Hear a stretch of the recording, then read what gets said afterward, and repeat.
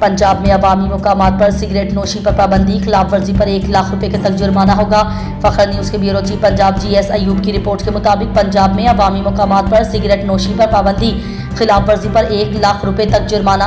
रावलपिंडी पंजाब भर में इंसदाद तम्बाकू नोशी ऑर्डीनेंस 2002 पर सख्ती से अमलदरामद का फैसला किया गया है, जिसके तहत तालीमी इदारों, दफातर, अस्पताल, शॉपिंग, मॉल्स और पब्लिक ट्रांसपोर्ट में सिगरेट नोशी पर 1 लाख रुपए तक जुर्माना आयद किया जाएगा।